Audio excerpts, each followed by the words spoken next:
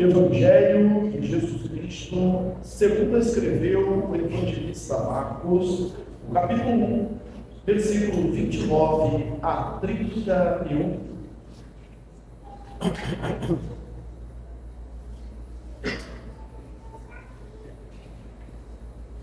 Irmãos, se acharam, por favor, os lugares de pé, se coloquem de pé, e permitam a palavra de Deus. Eu vou ler, os irmãos acompanham. Marcos, capítulo 1, versículo 29 a 31. Diz assim o texto da palavra de Deus. E saindo eles da sinagoga, foram com Tiago e João diretamente para a casa de Simão e André. A sogra de Simão achava-se acamada com febre, e logo lhe falaram a respeito dela. Então, aproximando-se, tomou-a pela mão, e a febre a deixou, passando ela a servir-los. Amém? Assentai-vos, irmãos. Nós estamos pregando aqui, dominicalmente, no Evangelho de Marcos. Esse texto da cura da sogra de Pedro, ele se encontra nos 3 evangelhos sinóticos.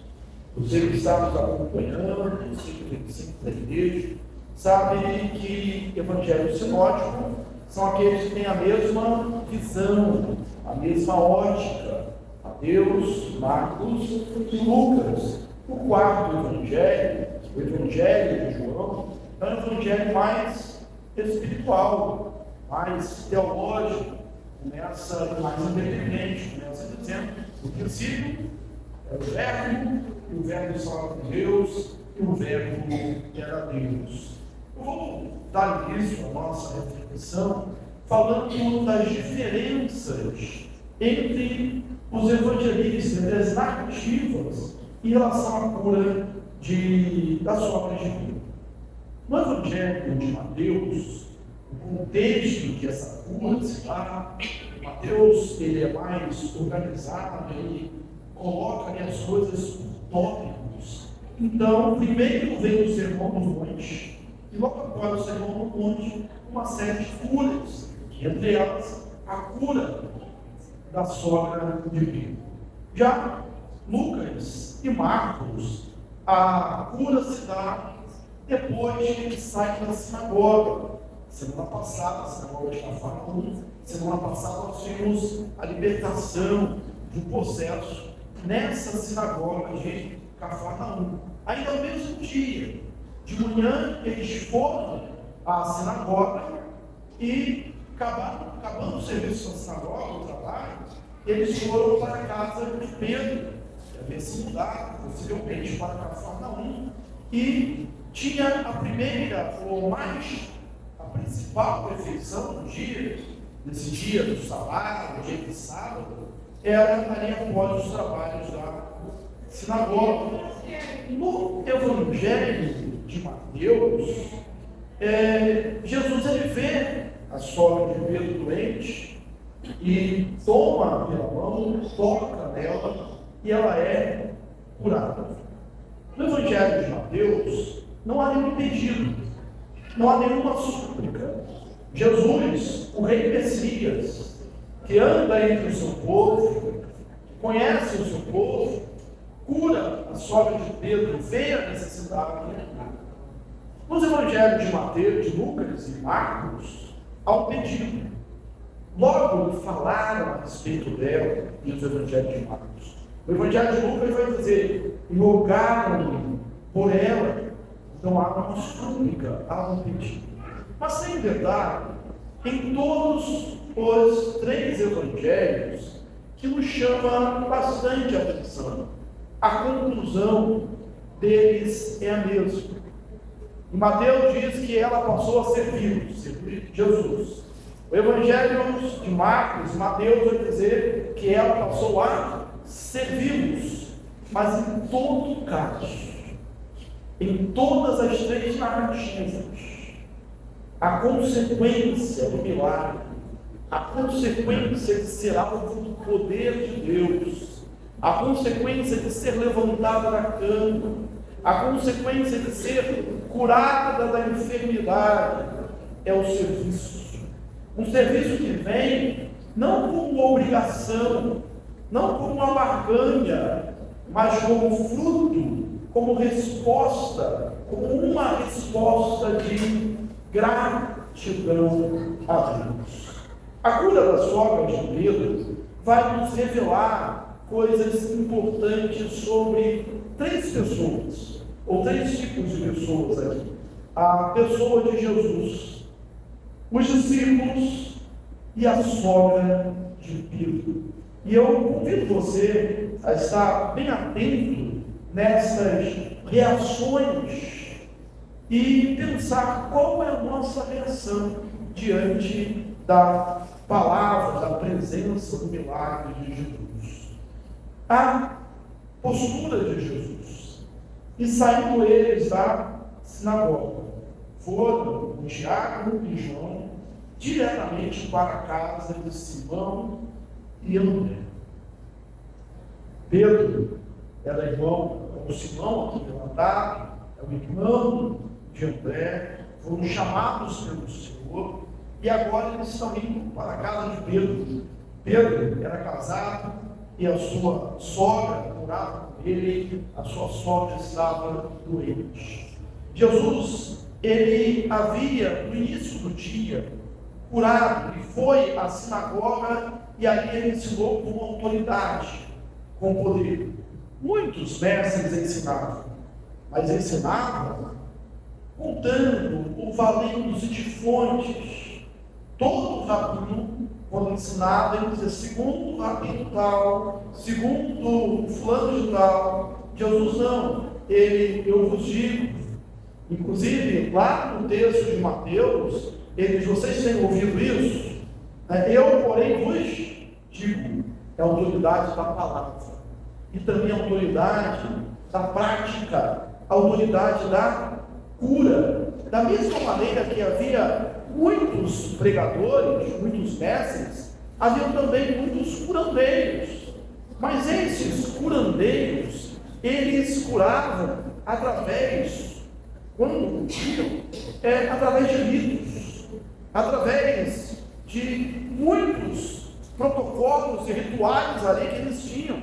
Inclusive, o Talmud, ele narra uma forma, existiam alguns tipos de febre, né? A febre tifoide, a febre da malária, a febre alta. A maioria dos estudiosos entende que a febre que a sogra de Pedro estava sofrendo, a doença que era cometida, era a febre de malária, né? Na região semi-tropical, e havia muitos mosquitos, né, da malária, havia muitos acometimentos de febre, e a febre, naquela época, ela era mortal. O texto de João vai dizer de uma febre, que foi uma febre mortal, não era fácil de curar, como nós temos tantas vezes hoje. E aí o Talmud, que classifica essa enfermidade, o comentário judaico, ele prevê um rito para curar esse tipo de febre.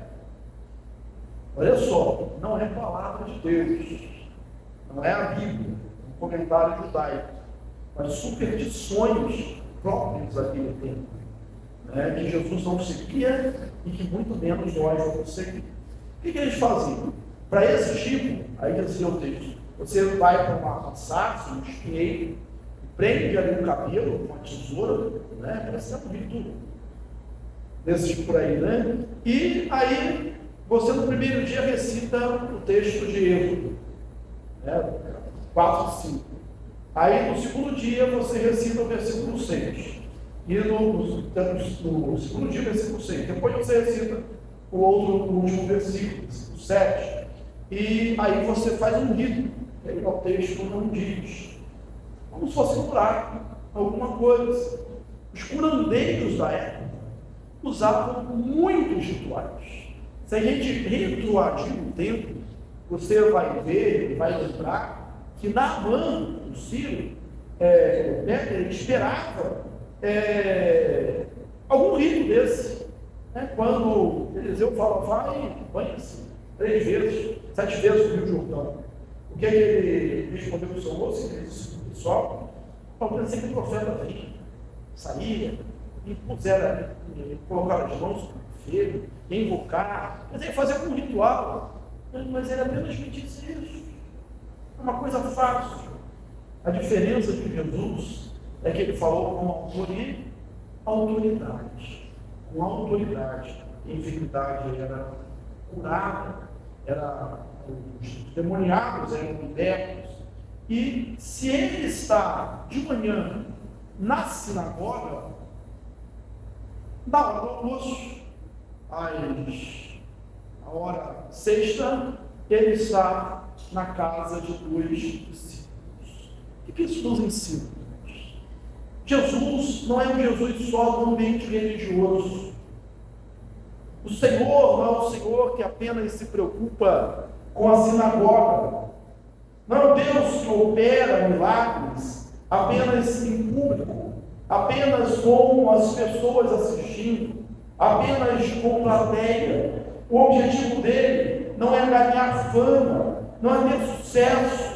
Não, ele se preocupa com o indivíduo, ele se preocupa com as pessoas. É o Jesus que nós não deixamos no templo, é o Jesus que nos acompanha à nossa casa, é o Jesus que se preocupa, é o Jesus que vai até a sinagoga, mas é o Jesus também que se preocupa com as nossas questões familiares, com os nossos problemas, com os nossos dilemas, com as nossas dores. É aquele que cura multidões, mas é aquele também que se preocupa em curar uma única pessoa enferma, porque ele nunca tratou, e ainda hoje Deus não trata o ser humano como um número, como uma estatística. Ele nos trata como pessoas, porque ele nos conhece, ele sabe quem nós somos, e ele nos ama. Você pode ser um número para o governo, você pode ser um número, uma estatística para muitas pessoas, mas para Deus você é uma pessoa amada, cuidada, querida. Deus nos trata de maneira individual. Jesus não descansa. Jesus não descansa. O texto da sequência, que nós não lemos, eu vou ler agora, ele fala de muitas outras curas. À tarde, ao cair do sol, trouxeram a Jesus todos os enfermos e endemoniados. Toda a cidade estava reunida à porta, e ele curou muitos doentes de toda sorte de enfermidade.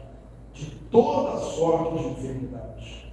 Também expeliu muitos demônios, não permitindo que falassem, porque sabiam quem ele é. Que dia cheio! De manhã, ele vai à sinagoga. Enquanto está ensinando, é interrompido por uma manifestação demoníaca. Ele, com autoridade, ele expulsa o demônio, sem deixar de falar.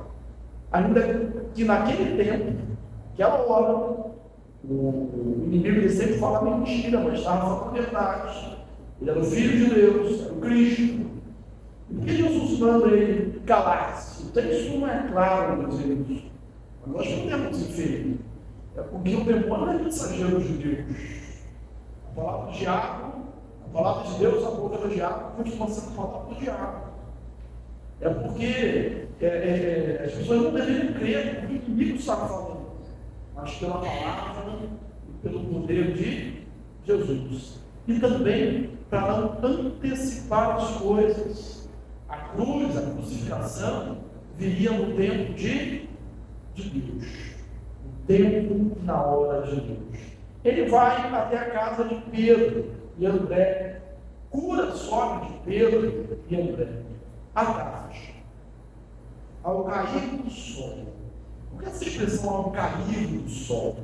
É porque o dia de sábado, o dia de descanso, ele começava às 6 e terminava às 6. Mas naquele tempo, o pessoal não tinha relógio, também não tinha celular. Como que eles sabiam isso? ao cair da tarde. Havia uma lei que dizia: quando você olhar e ver 3 estrelas no céu, é porque o sábado já acabou. E como era proibido caminhar no sábado, carregar fardos no sábado, e a palavra para doente às vezes é mesmo que fardo, eles não saíram durante o sábado, mas quando o sábado terminou, a cidade, essa linguagem hiperbólica, toda a cidade estava ali à porta da casa de Pedro, com seus enfermos, com seus endemoniados, porque o milagre operado na sinagoga, a cura operada na casa de Pedro, não podia ficar e não ficaria oculta. As pessoas se encheram de esperança, se encheram de uma esperança de cura, de libertação, e aí foram à porta da casa de Pedro. Jesus está cansado. Ele podia querer o seu direito de descansar, de deixar para o dia seguinte. Dizer: vocês esperaram até agora, não podiam esperar até amanhã. Tem que ser exatamente no finalzinho do sábado. É necessário, mas não de noite, vamos no dia. Eu não sou mais na sinagoga, me procurem na sinagoga. Não, o texto diz que ele curou lá todos, de diversos tipos de enfermidades, diversos endemoniados. Não há um número descrito aqui, mas todas as pessoas que foram até Jesus foram curadas. Isso se repete hoje. Todos aqueles que são trazidos ao Senhor Jesus, porque existem aquelas pessoas que não podem vir sozinhas. Os enfermos não vêm sozinhos. Eles vão ser trazidos, levados, conduzidos a Cristo. E todos aqueles que são levados a Jesus foram curados. Todos aqueles que são levados, trazidos ao Senhor Jesus, são curados. Ninguém chega a Jesus e volta como estava, porque Ele tem cuidado de nós. O mistério dele é esse: é de cura, é de libertar, é de dar esperança. Quando ele entrou na sinagoga, segundo o texto lá de Lucas, ele abriu o livro do profeta Isaías e leu: o Espírito do Senhor está sobre mim, porque o Senhor me ungiu para curar, para proclamar libertação aos cativos, para anunciar o ano aceitável do Senhor. E ele fez isso durante todo o seu ministério. E ele é o mesmo ontem, hoje e eternamente. Ele se preocupa com você. Ele conhece a sua dor. Ele conhece as suas dúvidas. Ele não é um Deus só na igreja. Ele é o Deus também da sua casa. Ele é o Deus do ambiente doméstico. É o Deus que resolve os nossos problemas, aqueles problemas particulares, que às vezes nós pensamos: olha, mas isso é muito pequeno aos olhos do Deus grandioso. Mas Ele tem cuidado de nós. Então, conta para Ele a sua dor, o seu problema, as suas dúvidas. Abra o seu coração diante dele, porque Ele te ama, porque Ele veio para salvar, porque Ele veio para que tenhamos vida, e tenhamos vida em abundância. Não há coisa que seja grande demais ou pequena demais para você não levar até Jesus. Jesus cura no meio da sinagoga, Jesus cura multidão, mas Jesus cura sem holofotes, sem câmeras, sem prestígio, sem aplausos, mas a intimidade do lar, no quarto, na cama. Uma mulher que está enferma, Jesus trata conosco de maneira individual. Esse é o nosso Senhor Jesus. Mas o texto revela uma outra pessoa, um grupo de pessoas, a saber, os discípulos. Eles estavam no começo da sua jornada com Jesus. Era o início da sua caminhada com Jesus. Eles estavam dando os seus primeiros passos. Haviam sido chamados recentemente. Estavam vendo o poder de Jesus.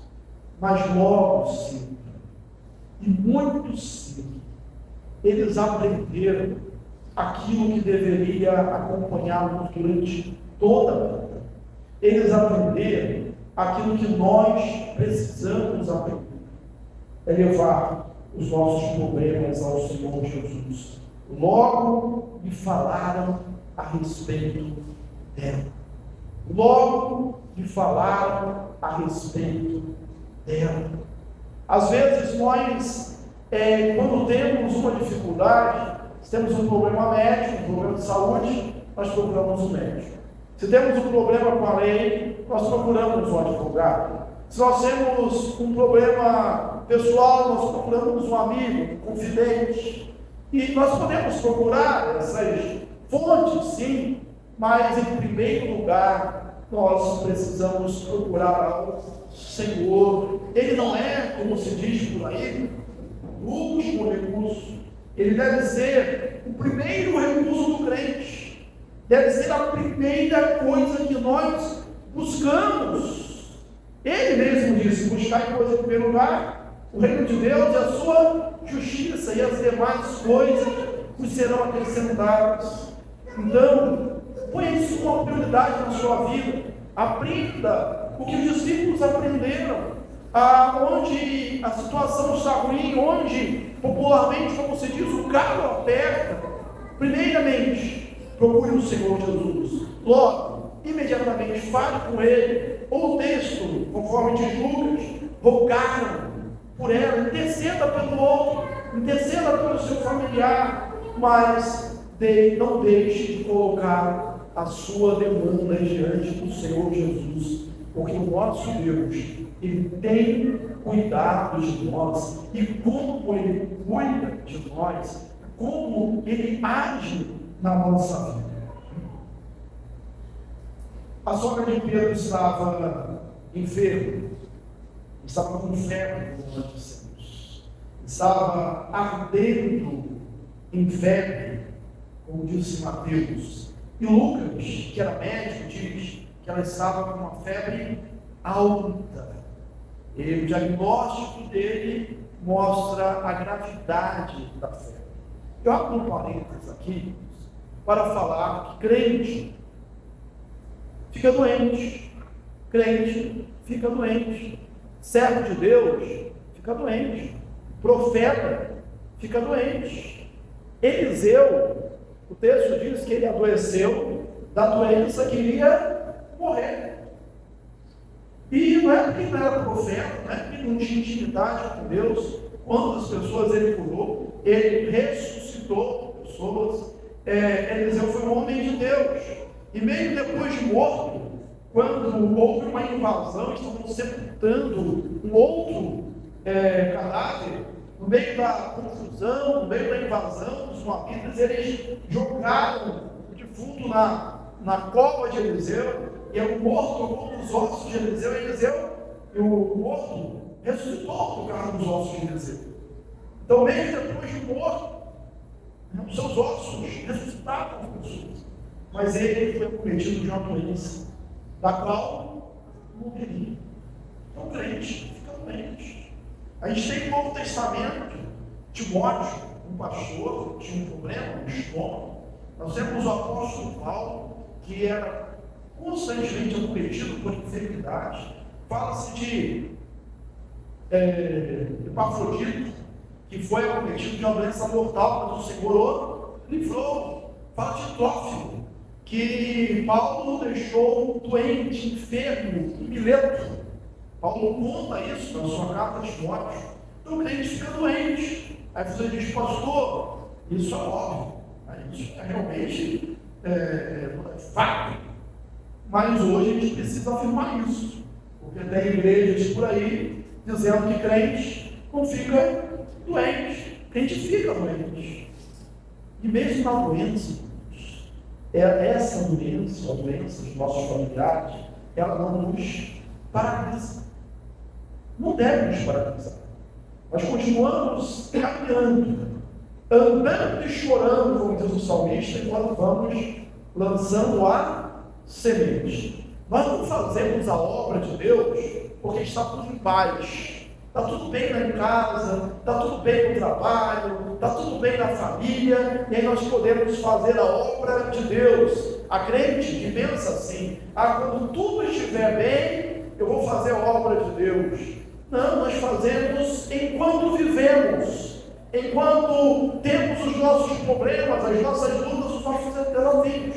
Eu citei aqui Paulo falando de Trófimo. Paulo deixou o seu amigo Trófimo doente mesmo e foi fazer a obra. Aqui o texto que nós lemos, as sogras de Pedro estavam doentes, mas Pedro, de manhã, estava onde com Jesus? Na sinagoga. Ele estava ali acompanhando o Senhor Jesus. E só no momento certo, na hora certa, quando eles chegaram em casa, é que Jesus tomou conhecimento ali do problema. Então isso revela algo sobre os discípulos. Eles levavam os problemas a Jesus. Eles trabalhavam. Eles faziam a obra, apesar das circunstâncias. Cada um de nós precisa refletir sobre isso. É possível que você olhe para o líder da igreja e diga: ele faz porque não tem problemas. É possível que você esteja esperando um dia em que tudo na sua vida seja um mar de rosas para você trabalhar para Deus. Mas não foi assim que aconteceu no passado. Não é assim que acontece hoje. A igreja primitiva trabalhou meio a perseguição. Crentes da época de Nero eram colocados como combustível para queimar e iluminar as ruas de Roma. E no meio dessas tragédias, a igreja continuava a servir, a trabalhar, a fazer a obra. Então, se você é um daqueles que fica pensando: quando eu estiver bem, eu faço. Quando a minha família estiver bem, eu sigo. Quando eu tiver um emprego melhor e ganhar mais, eu faço. Eu quero dizer que você está na contramão daqueles servos de Deus do passado, que foram andando e chorando, mas não pararam de lançar a semente. Faça hoje a obra de Deus. Em terceiro lugar, esse texto revela algo em relação à sogra de Pedro. Eu não sei se ela é uma boa sogra ou se é uma sogra ruim. Ela morava na casa de Pedro. Morava no Pedro. E ela estava doente. É isso, Deus. Mas eu sei também que o relacionamento deve ser bom. E quando a Bíblia fala de sogra, ela fala de bom relacionamento. Pelo menos lá, desde o texto explícito, a gente vê isso. Como Ruth, Noemi. Ela perdeu o marido, mas seguiu a sua sogra. A sua sogra despediu junto com Orfa, mas ela disse: não enche para te deixe, para te abandones. Meu Deus é o teu Deus, teu povo é o meu povo. Onde quer que pousares, pousarei eu. Onde quer que fores, irei eu. Teu Deus é o meu Deus, o teu povo é o meu povo. Mostrava uma amizade, uma afinidade muito grande. Eu não sei como era a sogra de Pedro em relação a isso, mas eu sei o que aconteceu com ela. Eu sei o que aconteceu com ela depois da cura. Ela estava prostrada e Jesus a tocou. É interessante isso. Jesus pode não dar só uma palavra, como fez nos episódios e outras situações, mas por vezes Jesus toca. E o texto de Marcos diz que ele a tomou pela mão, ele a segurou com força. E às vezes nós precisamos que Deus faça isso conosco. Senhor, me segure com força. Senhor, pegue na minha mão com força. O próprio Pedro sentiu isso depois, quando estava afundando, e disse: salva-me, o Senhor Jesus usou socorreu, levantou. Senhor, segura na minha mão com força. Em todos os evangelhos há esse toque.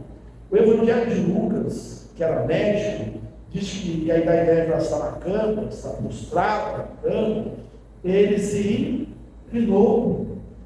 Como nós precisamos disso? Deus se incline para nós, que Ele se abaixe até onde nós estamos, que venha até a nossa situação, até o nosso contexto de miséria, de dor, de escassez, de falta de tudo, de quase morte. E Ele faz isso. Ele se inclina sobre nós. Ele faz isso historicamente.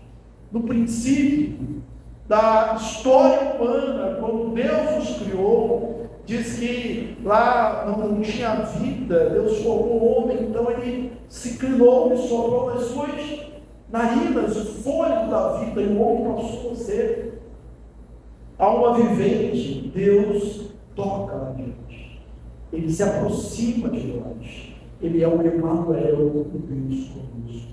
E Ele curou, tomou essa mulher pela mão, e a febre a deixou. E deixou imediatamente. Não foi aos pouquinhos. Não foi uma cura natural. Porque o que é uma cura natural? Quando nós somos curados, nós estamos ali doentes e ficamos bons, mas ainda estamos ainda com algumas sequelas, alguns resquícios daquilo ali. A gente está indo um pouco mole, a gente está um pouco devagar, a gente está em recuperação, a gente pula da cama imediatamente. Não, Jesus ele cura de forma definitiva. Quando Jesus cura, não precisa continuar o tratamento. Quando Jesus cura, não precisa fazer fisioterapia.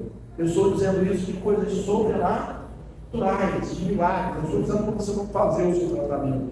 Não é isso. Eu estou falando do poder e da forma como Jesus agiu na vida da sogra de Pedro. Foi de forma imediata. Ele não só cura, mas ele capacita, ele otimiza. Essa mulher pula da cama. Nós podemos até dizer, da cama para o serviço, do leito para o trabalho, e ela passou a servir. Essa é a resposta do crente. Nós somos salvos para servir. Nós somos salvos para fazermos a obra de Deus. Isso deve ser uma resposta de gratidão. Você e eu éramos como a sogra de Pedro. Estávamos prostrados, estávamos ardendo de fé, estávamos moribundos. Na verdade, Paulo, lá na Epístola aos Efésios, diz que nós estávamos mortos nos nossos delitos e pecados. E Ele nos deu vida, Ele nos levantou, Ele também tocou em você, Ele também segurou forte na sua mão, Ele também se inclinou sobre você, Ele também te levantou da prostração, do leito, Ele tirou-nos num tremendal de lama e nos colocou numa rocha que era mais alta do que nós. Ele mudou a nossa vida, Ele transportou-nos de um reino de trevas para o reino de luz, Ele nos transportou da escravidão para a liberdade daqueles que são seus filhos. Ele operou um milagre na nossa vida, Ele nos ergueu. E qual deve ser a nossa resposta? A mesma resposta da sogra de Pedro, e ela passou a servir. Quando eu citei os 3 evangelhos e falei das diferenças, eu acho isso bastante interessante. No Evangelho de Mateus, diz que ela passou a servir a Jesus. Não é que um evangelista seja certo ou outro errado, cada um viu uma ótica, cada um escreveu aquilo que pareceu mais interessante. Ela serviu a Jesus. Nós servimos ao Senhor Jesus. nós servimos a Deus. O nosso trabalho é para o Senhor.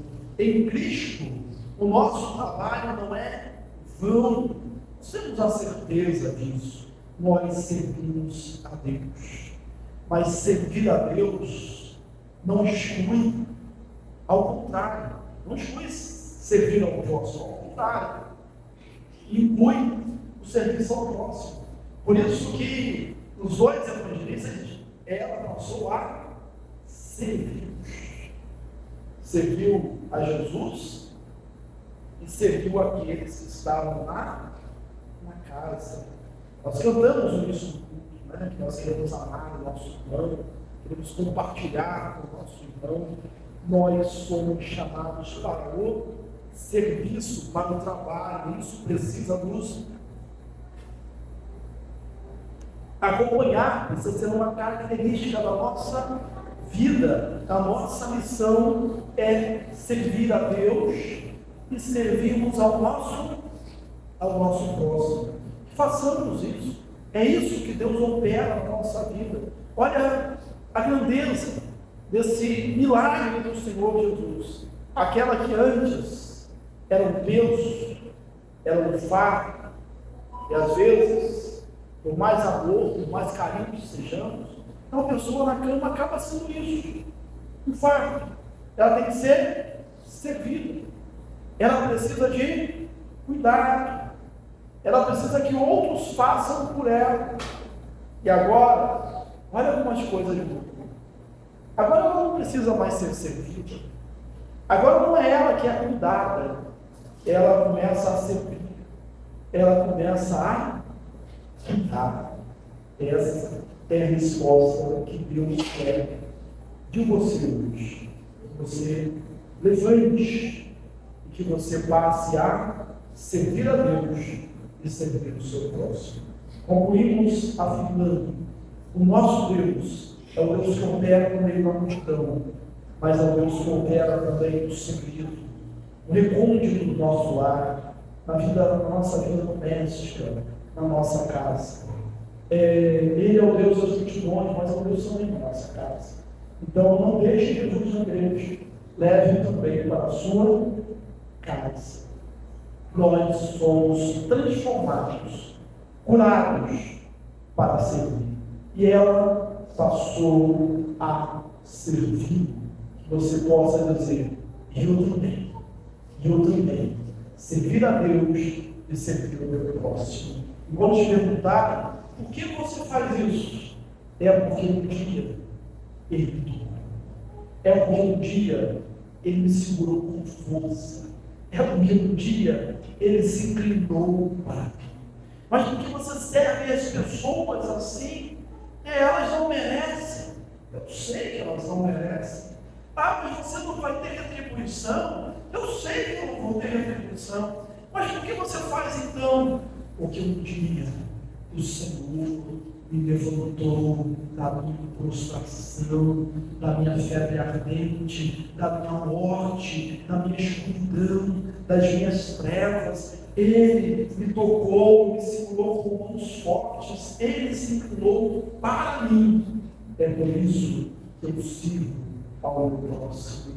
Nisso nunca haverá frustração se você servir a Deus e servir ao próximo com essa perspectiva, né? Em Cristo Jesus nunca há frustração. Deus te abençoe, Deus te abençoe, em nome do Senhor Jesus, que você saia daqui para servir a Deus e ao próximo. Amém.